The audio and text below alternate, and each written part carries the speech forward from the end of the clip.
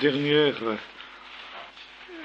page de notre étude sur l'eschatologie, et en principe aussi on devrait avoir terminé la théologie dogmatique, puisque la eschatologie fait partie du dernier chapitre de la théologie systématique classique. Nous allons, comme je disais la dernière fois, rajouter un autre chapitre après, mais enfin bon, n'anticipons pas. Donc ce soir, nous allons voir ce qui concerne le ciel. Après avoir vu ce qui concernait l'enfer, nous allons voir ce qui concerne le ciel. Dans le texte de l'Apocalypse, nous est dit chapitre 21, « Je vis un nouveau ciel et une nouvelle terre, car le premier ciel et la première terre avaient disparu et la mer n'était plus. Et je vis descendre du ciel d'auprès de Dieu la cité sainte, la nouvelle Jérusalem, prête comme une épouse qui s'est parée pour son époux. Et j'entendis du trône une voix forte qui disait, « Voici le tabernacle de Dieu avec les hommes, il habitera avec eux, ils seront son peuple, et Dieu lui-même sera avec eux. Il essuiera toute larme de leurs yeux, la mort ne sera plus, il n'y aura plus ni deuil, ni cri, ni douleur, car les premières choses ont disparu. » Et celui qui était sur le trône dit, « Voici, je fais toutes choses nouvelles. » Bien.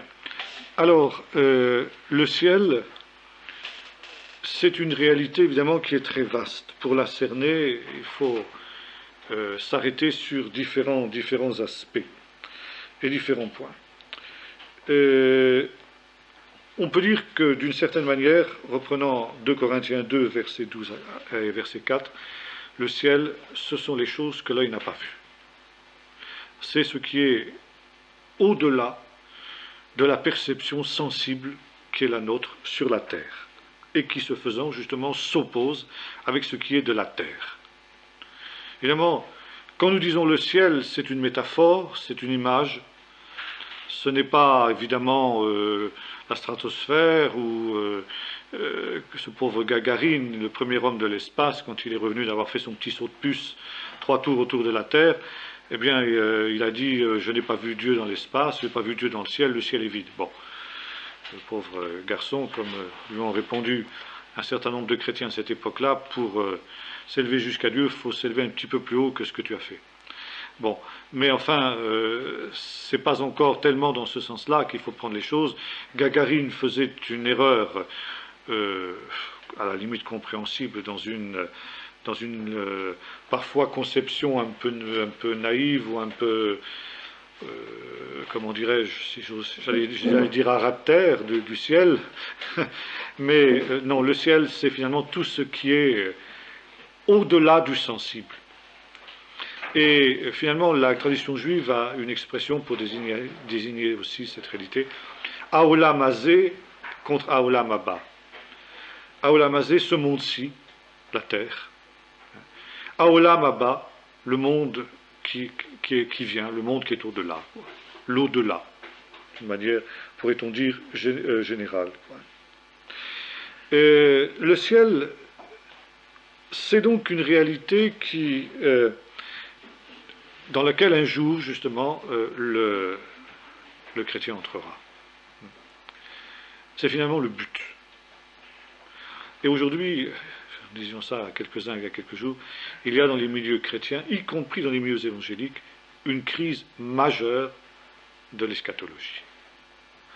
Non seulement en ce qui concerne le millénium, sur lequel nous sommes beaucoup arrêtés, justement parce qu'il y a une telle confusion aujourd'hui dans ce domaine-là, qu'il était important qu'on s'y arrête longuement, mais également sur les fins dernières d'une manière générale.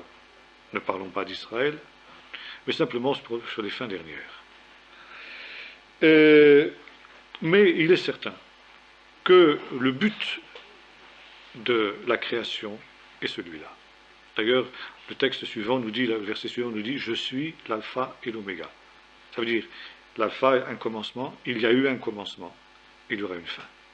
Le ciel a une histoire. Le ciel n'est pas éternel.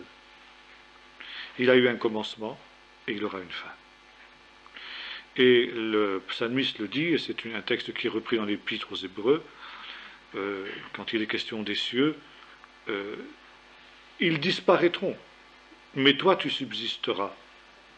Un jour tu les rouleras comme un livre, c'est-à-dire comme un rouleau. Un livre, c'est pas un codex, comme c'est le cas aujourd'hui. Ça, c'est le genre de choses qui nous aident aussi à ne pas comprendre un petit peu les textes bibliques. Tu les rouleras comme un livre. Quand on a fini de lire, on a déroulé le rouleau, on le roule. Et ainsi en sera-t-il des cieux, dit le psalmiste. Et pour cette raison même, il y a là quelque chose de temporaire. Oh, bien sûr, une temporalité qui nous semble très longue, à nous, qui sommes si limités dans le temps, mais une temporalité quand même. Et les savants, aujourd'hui, sont arrivés à la même conclusion, que l'univers a eu un commencement, mais qu'il aura une fin. Les scientifiques nous parlent pour cette fin de millions d'années, de milliards d'années même, n'est-ce pas, avant que le ciel et la terre passent, comme dit Jésus. Le ciel et la terre passeront, mais mes paroles ne passeront pas. Nous avons aussi une autre confirmation dans ce texte du caractère limité du ciel quant à sa durée, n'est-ce pas. Le ciel, il a été créé en même temps que la terre, ou peut-être pas en même temps, mais enfin, disons, en conformité avec la terre. Au commencement, Dieu créa le ciel et la terre. Donc non seulement il a une fin, mais il a eu un commencement. Et le ciel est une créature de Dieu, une création de Dieu, au même titre que la terre. Le ciel est tout ce qu'il contient, les êtres angéliques, et même le temps, l'éternité. L'éternité est une création de Dieu. Dieu est en dehors du temps, il est en dehors de l'éternité. Et un cantique qui dit, n'est-ce pas, l'éternité, les temps sont en sa main. Et ce cantique a bien vu la réalité des choses. L'éternité, c'est une création de Dieu aussi. N'est-ce pas? Et Dieu lui-même n'est pas soumis au temps. Et ça, c'est quelque chose aussi. Il est en dehors du temps, c'est quelque chose qui est spécifique au judéo-christianisme. Les dieux des nations, les idoles, sont toujours insérés dans le temps. Par conséquent, un temps viendra où le ciel et la terre passeront.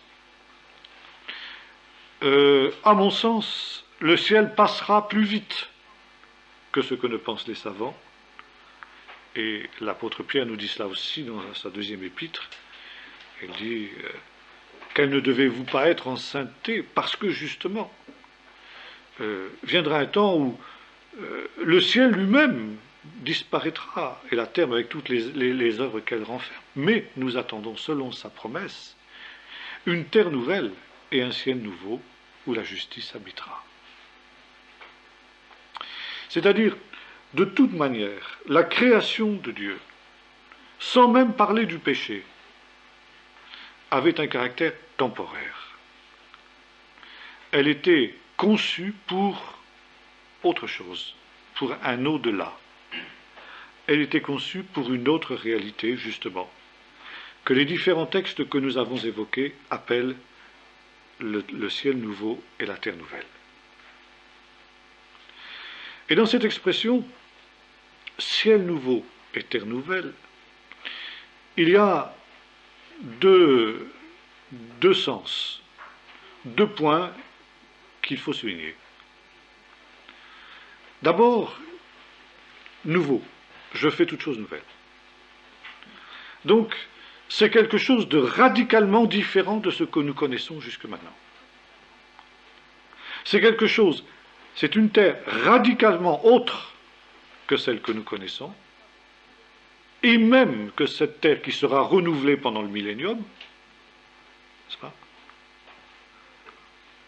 Mais c'est aussi un ciel nouveau, radicalement différent de ce ciel que nous connaissons jusque maintenant, y compris dans cet au-delà dont nous parlions tout à l'heure, et que nous ne connaissons que par le témoignage de l'Écriture. Ou alors, par ceux qui, comme l'apôtre Paul, ont eu le privilège d'être élevés. Bon. Ce ciel, la Bible ne nous en parle pas beaucoup, finalement. Ce ciel tel qu'il est pour l'heure. Mais nous savons, par exemple, qu'il y a une hiérarchie céleste. Paul nous dit qu'il a été enlevé jusqu'au 3e ciel. Et de fait, dans la tradition juive, et notamment dans la Kabbale, nous avons vu ça quand nous avons étudié la Kabbale castillane, en particulier, le Zohar, n'est-ce pas, l'idée, qui est une vieille idée, qui a été reprise depuis la mystique des Échalotes, qui date de l'époque intertestamentaire, eh bien, il y a une hiérarchie de 7 cieux. Et le Seigneur habite le 7e ciel, une demeure inaccessible, nous dira l'apôtre Paul. Apparemment, l'apôtre Paul connaissait cette tradition-là, il la faisait sienne, n'est-ce pas? Et quand il parle du 3e ciel, c'est justement à cette hiérarchie des cieux, n'est-ce pas, qu'il fait allusion. Salomon, au moment où il consacre le temple au Seigneur, dit ceci: « Voici les cieux des cieux ne peuvent te contenir. » Donc il y a, au-delà finalement du ciel visible, pourrait-on dire, justement celui dans lequel Gagarine s'était gargarisé, si j'ose dire, d'être monté, n'est-ce pas? Et au-delà du ciel que les plus puissants télescopes, radiotélescopes et tout ce que vous voudrez sondent, jusqu'aux extrêmes banlieues de l'univers, eh bien, il y a d'autres réalités qui sont totalement inaccessibles, totalement invisibles. Pas seulement invisibles aux yeux de chair, mais inaccessibles à l'être humain.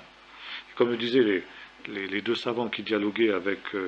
eh bien, il y a un stade, si vous voulez, où on ne peut plus observer. Il y a une barrière. Et ça n'a rien à voir avec l'état actuel de la science.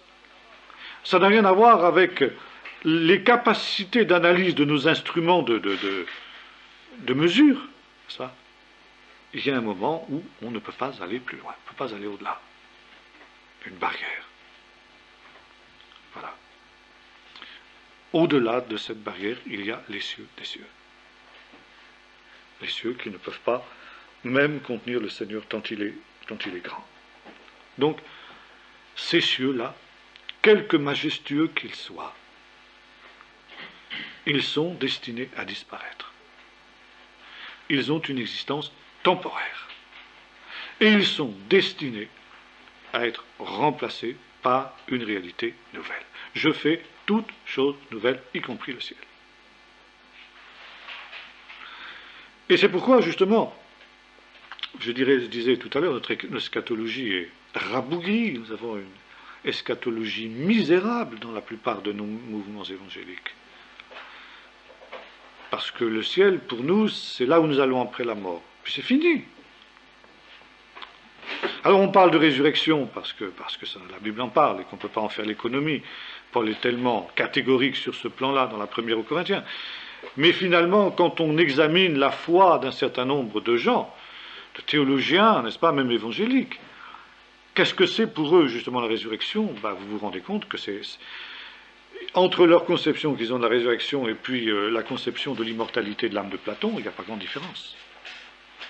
Une eschatologie rabougrie.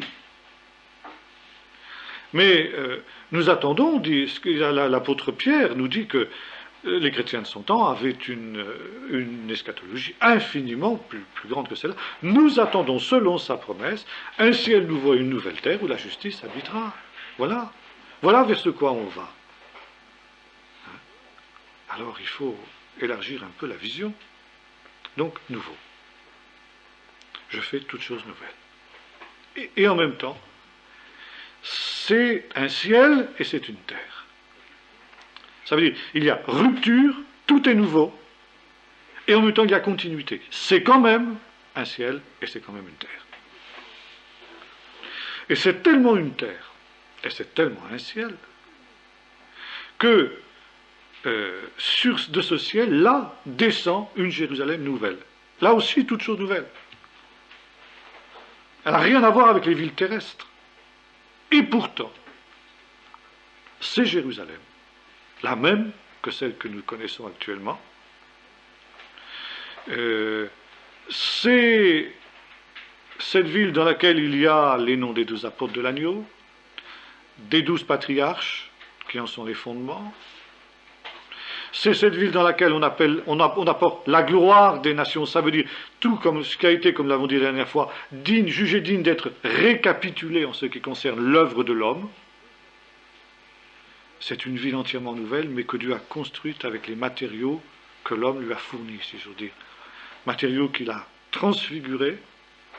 Et c'est ça, finalement, le ciel nouveau et la nouvelle terre. C'est finalement les mêmes cieux et la même terre, mais transfigurés, complètement renouvelés. Il y a continuité et rupture, et c'est exactement comme pour la résurrection.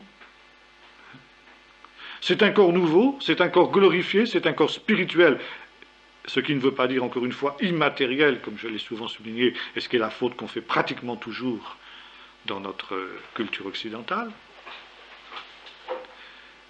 Donc c'est tout à fait nouveau, et pourtant c'est le même corps. C'est le même corps transfiguré. Alors, tout sera transformé en gloire, tout sera récapitulé dans l'éternité. C'est la fin de l'histoire. Car justement, l'histoire va vers une fin. C'est, si on veut parler ce langage apocalyptique qui n'est pas d'ailleurs exactement celui de l'Évangile, la fin du monde. C'est là qu'elle se situe, la fin du monde. Mais pas une fin catastrophique pour ne pas être remplacée par rien. Bien au contraire. Pour entrer dans un état parfait. C'est toute l'œuvre de Dieu qui a atteint la perfection. Voilà ce que c'est le nouveau ciel. La perfection achevée. Et pour employer un mot hébreu, c'est le shalom. Shalom, ça veut dire justement la perfection. Shlema, shlemut, la perfection. La paix véritable. Le repos dont nous parle l'Épître aux Hébreux. Et voici ce que nous dit l'apôtre Paul et dans l'Épître aux Éphésiens, aux Corinthiens, chapitre 15. Maintenant le Messie est ressuscité d'entre les morts, il est les prémices de ceux qui sont morts, car puisque la mort est venue par un homme, c'est aussi par un homme qu'est venue la résurrection des morts. Et comme tous meurent en Adam, de même aussi tous revivront dans le Messie, mais chacun en son rang. Le Messie comme prémisse, puis ceux qui appartiennent au Messie lors de son avènement. Et voilà maintenant notre texte important, verset 24. Ensuite viendra la fin. Ah, voilà la fin. La fin, c'est un mot grec qui se dit en grec telos, et qui a deux sens. Celui de fin, ça veut dire cessation d'un état, d'une action, quelque chose. Mais aussi un but. Comme nous disons dans notre expression française, à quelle fin fais-tu cela? Quel est ton but? Quel est le projet que tu poursuis en agissant de cette manière? Et quand le but a été atteint, ben on s'arrête. Et c'est dans cela que les deux sens se retrouvent. Ensuite viendra la fin, le but, vers lequel toute la création est en marche. Et quel est ce but? Quand il remettra le royaume à celui qui est Dieu son Père, après avoir aboli toute principauté, tout pouvoir et toute puissance, car il faut qu'il règne jusqu'à ce qu'il ait mis tous ses ennemis sous ses pieds, citation du psaume 110. Bon, le dernier ennemi qui sera détruit, c'est la mort, Dieu en effet tout mis sous ses pieds, bon, etc. Et lorsque toutes choses lui auront été soumises, alors le Fils lui-même, et voilà justement ici, sera soumis à celui qui a soumis toutes choses, afin, voilà le mot important, le but, le télos. Quel est le télos? Afin que Dieu soit tout en tous. Voilà, c'est ça le ciel. Et c'est le but. Afin que Dieu soit tout en tous. Alors évidemment, on pourrait aussi ajouter à ce texte celui de Romains 8, et où il est question de la liberté glorieuse des enfants de Dieu. C'est aussi cela. Donc, Dieu tout en tous, c'est ça le ciel. Alors, ce qui a été commencé à la création par l'alpha sera achevé à ce moment-là, quand il remettra le royaume à son Père, et qu'il sera lui-même éternellement soumis au Père.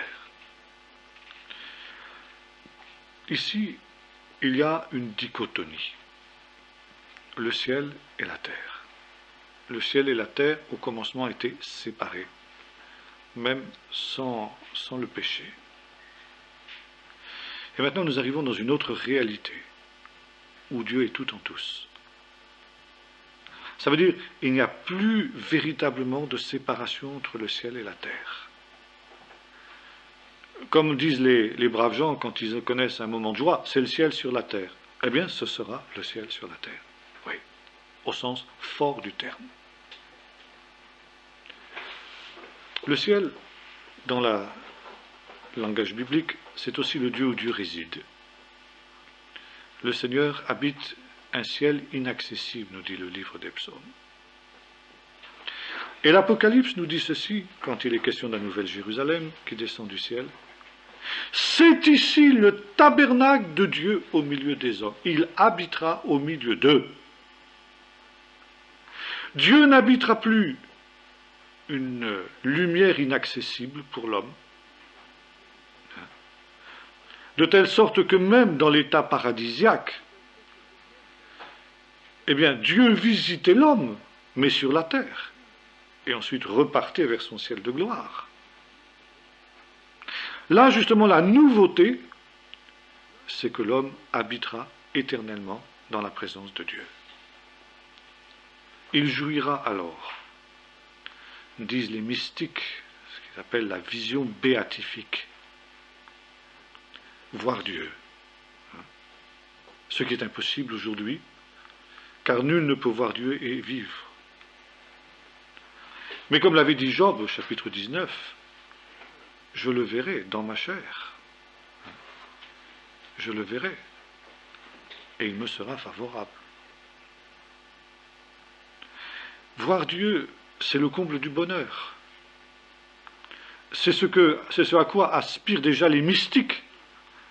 Avoir déjà une petite partie de la vision béatifique. Et là, justement, nous nous rassasierons pour l'éternité de sa vision céleste, de sa gloire, de sa splendeur. Et il ne peut pas y avoir de plus grande joie, de plus grand bonheur que celui-là. C'est pourquoi ce sera la joie éternelle. Dieu habitera au milieu des hommes. Et ce sera quelque chose qui durera l'éternité. L'éternité, c'est-à-dire le temps sans fin. Pas l'éternité de Platon. Là, c'est pareil, on est conditionné par le néoplatonisme des pères de l'Église, de Thomas d'Aquin, d'Augustin, de tous ces gens-là. De Luther et de Calvin, qui étaient des thomistes aussi jusqu'à un certain point. Les augustiniens en tout cas. L'éternité, pour Platon, c'était quelque chose de statique, d'immobile. Mais l'éternité biblique, c'est tout à fait autre chose. C'est vrai que c'est aussi qualifié d'un temps de repos. Mais c'est un temps de profonde activité, d'intense activité. Le mot éternité, c'est le mot olam en hébreu. Léolam, adolam, d'éternité en éternité. Ça veut dire dans la plénitude de l'éternité. Olam, c'est aussi ce qui est caché, ce qui est enfermé, ce qui est le contraire justement de ce monde-ci. Et qui à ce moment-là sera accessible, sera ouvert, sera dévoilé. Et par conséquent, même s'il est vrai qu'en Dieu il n'y a pas l'ombre d'une variation, eh bien, il est clair que dans l'éternité, il y a une profonde activité. Alors, cette activité se traduira par quoi? Eh bien, par la contemplation, nous en parlions tout à l'heure. L'action de grâce, la louange. Nous voyons ce qui se passe dans le ciel. Et tout ce que Dieu a créé sera alors à la disposition de l'homme pour qu'il en jouisse dans l'éternité et pour l'éternité. Et ces réalités qui seront transfigurées, justement, seront à sa disposition. Ce se passera alors ce qui s'est passé au moment où Jésus est remonté dans la gloire, si j'ose dire. Quand Jésus est remonté dans la gloire sur les nuées du ciel, comme le Fils de l'homme, ça veut dire il a connu ce qui aurait dû être le sort d'Adam, du premier Adam. Le premier Adam, s'il n'avait pas péché, n'était pas destiné à vivre pour toujours sur la terre. sinon il n'aurait pas reçu l'ordre de se reproduire.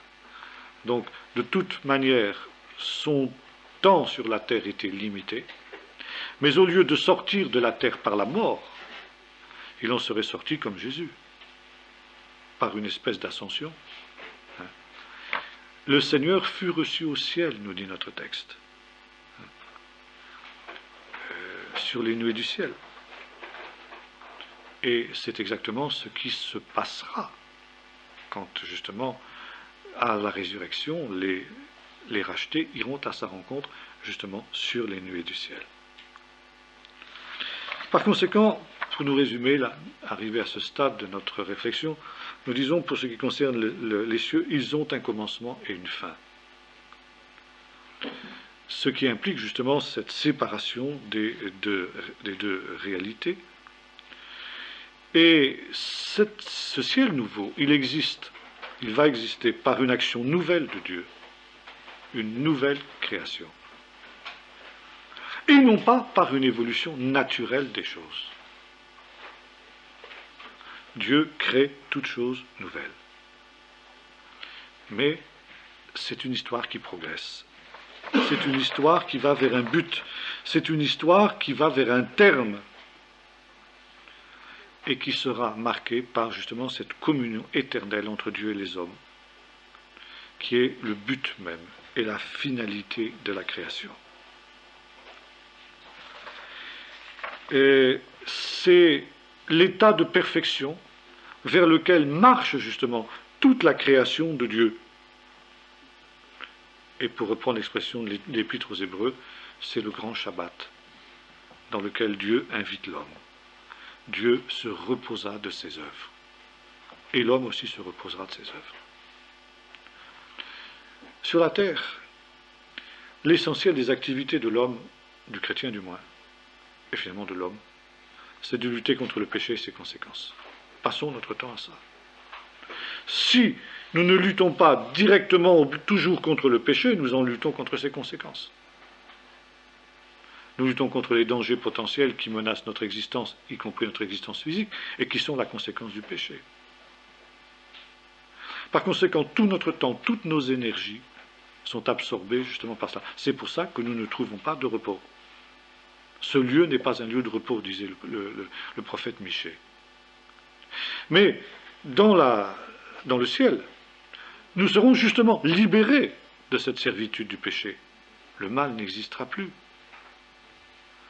Et toute l'énergie qui sera la nôtre, nous pourrons la consacrer justement au service de Dieu, à ces activités justement dont nous parlions. Bien sûr, la Bible nous montre que ce passage de la réalité ancienne à la réalité nouvelle se fera par une formidable secousse et une formidable rupture. Les cieux disparaîtront avec fracas, et la terre, avec tout ce qu'elle renferme, sera consumée. De même que l'ancien monde périt par l'eau, le ciel et la terre d'à présent, le ciel aussi, sont réservés pour le jugement par le feu. Le feu se dissoudront, les cieux se dissoudront sous l'intensité de ce feu. Quand on sait ce qu'a été le Big Bang, eh bien on peut penser qu'il y aura alors une espèce de nouveau Big Bang qui remplira tout l'univers. Et de ce nouveau Big Bang, eh bien sortira une réalité nouvelle, un univers nouveau. Or, justement, ce qui est extraordinaire, c'est que par la résurrection de Jésus, quelque chose de ce ciel déjà est venu sur la terre. Et ceux qui sont des créatures nouvelles, eh bien, sont déjà mis à part, scellés pour cette réalité nouvelle, pour cet état parfait. Car finalement, l'homme a été créé dans la perspective du ciel. L'homme a été créé pour avoir part à cette réalité-là. Et c'est pourquoi, justement, quand nous arrivons à la fin de cette étude, et finalement toutes les études que nous avons faites sur l'eschatologie, mais finalement toutes les études que nous avons faites sur la théologie systématique. Nous arrivons à une réflexion qui sera la conclusion de ce chapitre sur le ciel, de ce chapitre sur l'eschatologie et de toutes nos études de doctrine ou de théologie systématique, si vous préférez. C'est justement que le temps qui nous est donné sur la terre, le temps de l'homme, n'est finalement rien d'autre qu'un temps probatoire. Temps tout à fait spécial où rien n'est irrévocable. Tout change constamment et tout peut changer constamment. Tout peut être remis en question à chaque instant. Et c'est ce qui fait justement le caractère de ce monde-ci en opposition au monde qui vient. Le temps probatoire dans lequel nous sommes, parce qu'il est justement un temps probatoire, parce qu'il est un temps où tout change, est un lieu où Dieu ne se révèle pas d'une manière indiscutable. Ça aussi, c'est la grande différence entre ce monde-ci et le monde qui vient. Et la gloire de Dieu dans ce monde-ci est en partie voilée. Pourquoi ? Parce que Dieu ne veut pas influencer la liberté des hommes. Dieu ne veut pas obliger l'homme à se tourner vers lui, à croire en lui, par une révélation indiscutable qui fasse que finalement, intellectuellement parlant, l'homme soit obligé de se rendre à l'évidence. Un jour, ça sera. Mais alors, et c'est justement ce qui fait le caractère redoutable du monde qui vient, c'est que les choses qui sont actuellement dans un état non figé, rien n'est figé dans ce monde. Comme disent les braves gens, tant qu'il y a de la vie, il y a de l'espoir. C'est vrai, c'est exactement ça. Mais quand la gloire du Seigneur sera révélée, les choses seront figées. Définitivement figées. Et aucun changement ne sera possible.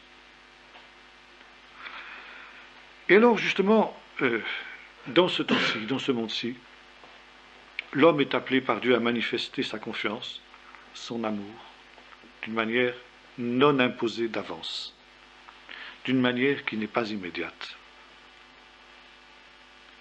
Et c'est aussi la raison pour laquelle ce lieu, ce monde-ci, ce monde d'en bas, est un lieu d'insécurité fondamentale.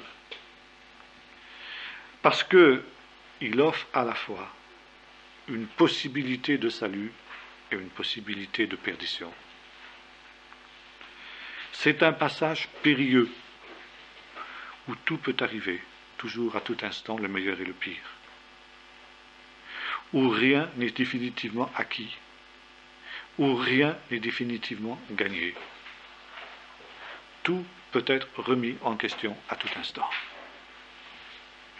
Et Paul lui-même rappelle cela, il dit « J'ai pas atteint le but, j'ai pas atteint le télos.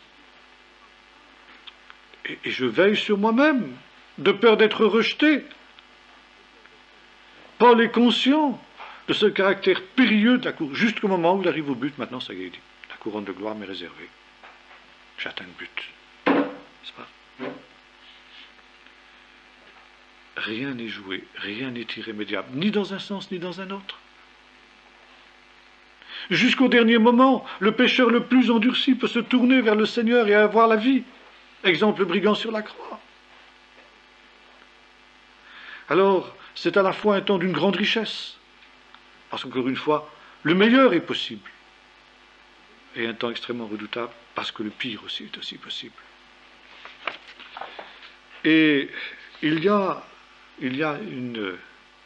aucune sécurité, certitude qui puisse être acquise de façon absolue dans ce monde. C'est un temps où le bien et le mal sont imbriqués.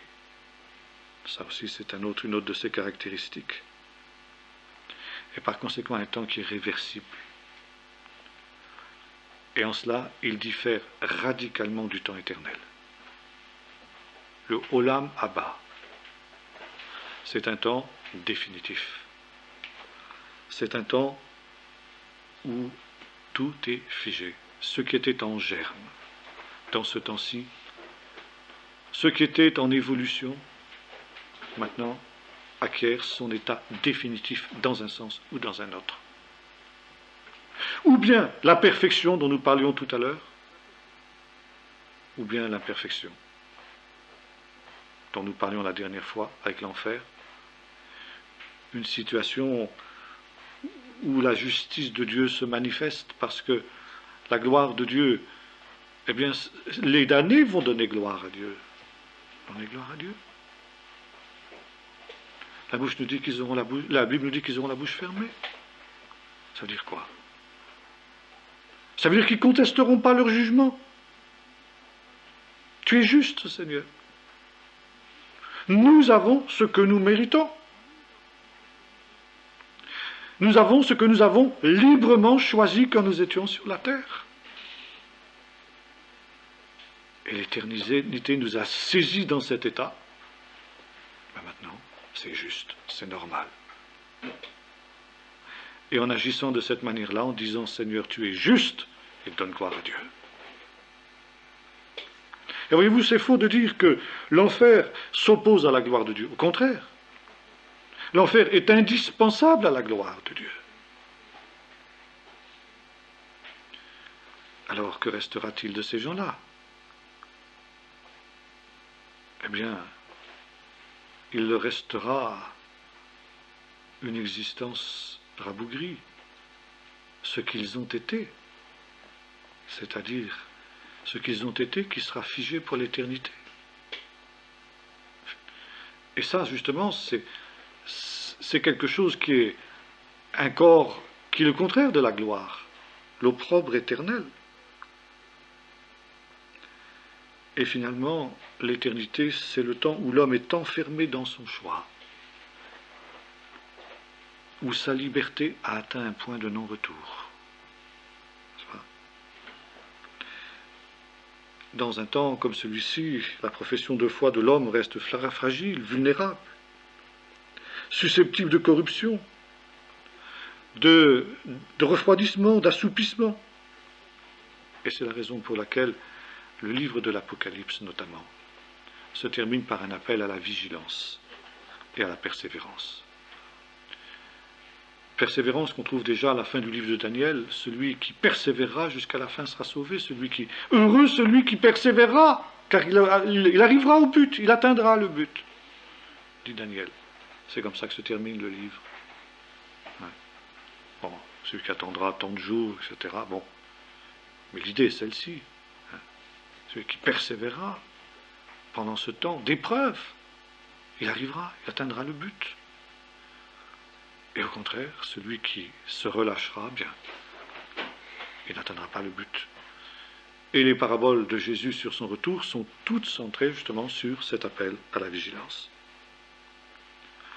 Ça veut dire que ce temps-ci est un lieu d'une formidable espérance, mais qui doit s'accompagner d'une formidable vigilance.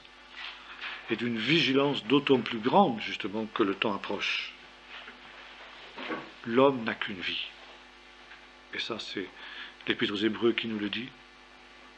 Contrairement à ce qu'on veut nous faire croire aujourd'hui avec la réincarnation orientale qu'on retrouve un peu dans c'est un mouvement du nouvel âge, n'est-ce pas? L'homme n'a qu'une vie. Et sur cette vie se joue toute son éternité.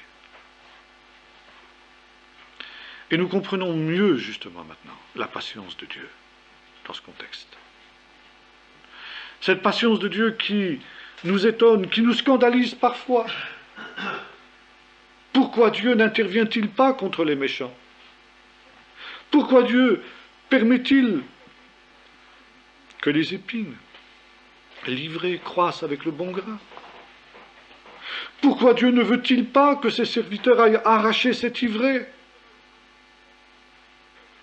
Pourquoi même le juste en vient-il à souffrir injustement des mains des méchants? sans que Dieu n'intervienne. C'est tout le problème du juste des psaumes, le problème du livre de Job, le juste qui souffre injustement. Pourquoi? Pourquoi? Alors nous comprenons un petit peu mieux. Comme le dit l'apôtre Pierre, croyez que la patience de Dieu est votre salut. Cette grande patience de Dieu sur laquelle il insiste aussi quand il parle de l'arche.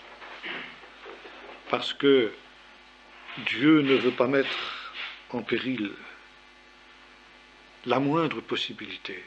Tant qu'il y a l'ombre d'une espérance de voir le méchant se repentir, échapper donc à ce sort terrible que Dieu connaît, alors Dieu lui laisse jusqu'à l'ultime chance, l'ombre d'une chance. Et c'est ça la patience de Dieu. Dieu veut donner à l'homme toutes ses chances. De telle manière justement qu'au dernier jour, comme le rappelions tout à l'heure, cet homme-là ait la bouche fermée. Et puisse lui dire, mais Seigneur, tu aurais dû, si tu avais attendu. Ben oui, mais Dieu dit, non, tu as eu toutes tes chances. Tu les as gâchées. Aussi bien à l'homme individuel qu'à l'humanité tout entière. Alors il y a deux limites. Il y a deux limites à la patience de Dieu. La première, c'est justement lorsque l'endurcissement du cœur de l'homme est tel que tout espoir de revenir est perdu. Et la Bible nous montre que ce sera le phénomène qui donnera le signal au déclenchement des choses dernières. Quand le bon grain et l'ivraie, nous dit la parabole, auront atteint leur maturité. Ça veut dire qu'il y a déjà un état où sur cette terre les choses se figent. Le méchant se fige dans sa méchanceté, il s'endurcit et... Voilà. Puis une autre limite à la patience de Dieu. C'est le salut des élus eux-mêmes. La patience de Dieu, l'amour de Dieu pour le méchant, n'ira pas jusqu'à mettre en péril le salut des élus eux-mêmes. Et Jésus nous dit que si Dieu n'abrégeait pas ces jours, c'est ce qui se passerait. Si ces jours n'étaient abrégés, personne ne serait sauvé. Mais à cause des élus, ils seront abrégés. Un jour viendra où la pression justement de l'adversaire, du péché, sera telle que les élus eux-mêmes seront en danger. Alors là, le Seigneur interviendra. Et par conséquent, là, il y aura une réalité tout à fait nouvelle. Alors, nous est-il dit dans le texte que nous avons lu tout à l'heure, vous pourrez citer 1 Pierre 2, verset 18-20 aussi, n'est-ce pas? Il essuiera les larmes de tous leurs yeux. Les choses anciennes seront oubliées et chacun sera transformé à l'image de ce qu'il a adoré, de ce qui a été son idéal. Ceux qui ont été abominables seront abominables comme l'objet de leur amour. Ils seront transformés en l'image de ce qu'ils ont adoré. Par contre, les justes, eux, seront transformés dans le corps glorieux dont nous parlions. Et alors nous comprendrons ce qui nous trouble encore dans les jugements de Dieu. D'ailleurs, comme l'a dit un homme de Dieu, les réprouvés seraient malheureux dans le ciel. Ils ne supporteraient pas. Je ne supporterai pas cette gloire qu'ils ont haïe. Et c'est pourquoi justement la négation de l'enfer est le premier pas vers l'incrédulité, vers l'infidélité. S'il n'y a pas d'enfer, s'il n'y a pas de jugement dans l'au-delà, il n'y a pas besoin de sauveur, il n'y a pas besoin de salut. La Bible est inutile, le péché n'est pas si grave que cela, et c'est une motivation pour pécher. Mais par contre, le tabernacle de Dieu au milieu des hommes, eh bien, c'est quelque chose de tout à fait différent. Alors, tout sera gloire, sainteté, beauté, immortalité, clarté.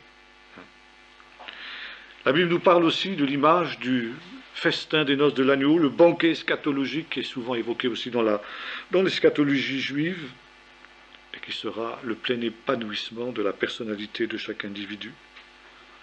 Là régneront l'amour. 1 Corinthiens 13 sera pleinement vécu. La joie, la consolation, le bonheur parfait pour l'éternité, le revoir dans le ciel, bien entendu, là aussi. Le repos, mais aussi le service, le règne. Tu as été fidèle en peu de choses, reçois le gouvernement de 10 villes, de 5 villes, etc. Y aura-t-il beaucoup de gens qui seront sauvés? Oui, heureusement, nous dit la Bible, des multitudes et des multitudes. Et nous voyons cela justement dans les textes de l'Apocalypse. Ce sont des multitudes innombrables, n'est-ce pas? Eh bien, finalement, qu'il y en ait peu ou qu'il n'y en ait pas beaucoup, la chose n'est pas si importante. L'important, c'est de savoir si nous y serons, nous, n'est-ce pas? Et par conséquent, d'avoir cette vigilance dont nous parlions tout à l'heure. Voilà, nous avons terminé donc ici ce chapitre sur le ciel, sur l'eschatologie. Est-ce que vous avez des questions à poser? On a 10 minutes là. Sur le ciel d'abord. Comment?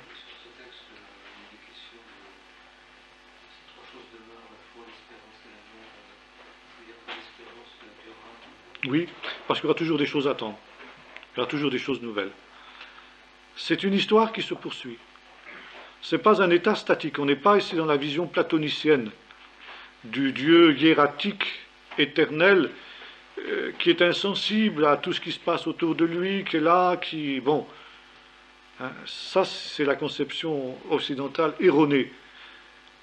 Et l'hébreu n'a pas peur de l'antinomie, hein, c'est-à-dire de l'apparente contradiction. Bon, il y a 4 évangiles. Bon. Les occidentaux, cartésiens, disent mais c'est pas normal, il y a des contradictions d'un évangile à l'autre, n'est-ce pas? Bon, il y avait de l'herbe par ici, il n'y en avait pas là, ça nous pose des problèmes, etc. L'hébreu, ça ne lui pose pas de problème. Ça ne pose pas de problème. Les deux ont raison. Dans les deux choses, il y a quelque chose à comprendre. Bon. Alors c'est pareil, on dit l'éternité, c'est figé. On a dit tout ça il y a un instant. Donc plus rien ne bouge, plus rien ne change, etc. On devient des statues de pierre. Joyeuse perspective. Non, mais pas du tout, mais pas du tout. C'est figé dans ce sens que les choses essentielles sont acquises. La perfection est atteinte. Mais c'est débordant d'activité dans le ciel. Débordant d'activité. Hein? Il y aura tellement de choses à apprendre, à découvrir, à voir. Toujours des choses nouvelles. Je fais toutes choses nouvelles. Ça continue. Dieu est tout en tous, mais justement, Dieu est mouvement, c'est son nom. Celui qui est, qui était, qui vient, qui est en mouvement. C'est le char d'Ézéchiel, les roues qui sont là, en mouvement constamment, tout est mouvement. Et en même temps, tout est parfait, tout est harmonieux, c'est pas le mouvement perpétuel pour le mouvement perpétuel. On a du mal à comprendre ça, mais c'est ça, c'est les deux choses, quoi.